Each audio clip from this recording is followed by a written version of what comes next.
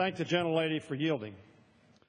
Mr. Speaker, House Republicans have taken two bad bills that failed to meet the challenge of the humanitarian crisis on the border, and they are worse for children, they're worse for women, they're worse for those who were brought here as children, grew up here, and know no other home than America. These bills do not reflect America's values and our highest ideals. The bills that are put forward yesterday had no chance of seeing action in the Senate. Neither do these. In fact, Representative John Fleming is reported to have said that the supplemental bill is, and I quote, political cover. And that, and I continue to quote, not a single Republican in the House believes it'll be signed into law. I believe that statement to be absolutely accurate.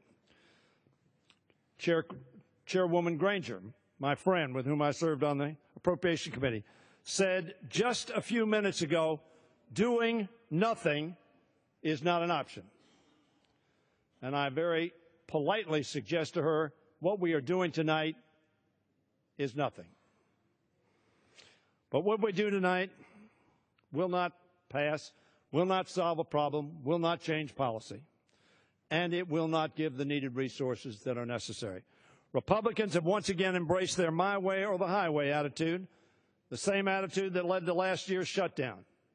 Instead of reaching across the aisle and working with Democrats on bipartisan legislation that can address this crisis and be enacted, we are debating a bill that is not only bad in substance, but that was brought to the floor in near secrecy, in violation of the Republicans' majority-owned three-day rule.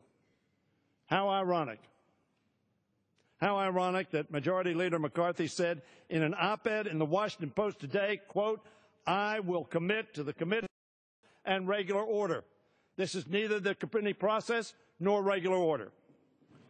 May I have an additional minute, Madam Chair? My pleasure. The gentleman is recognized for an additional minute.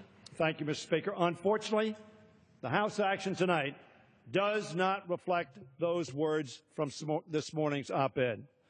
Mr. Speaker, we ought to have a responsible, bipartisan measure to provide the needed funds to address the border crisis.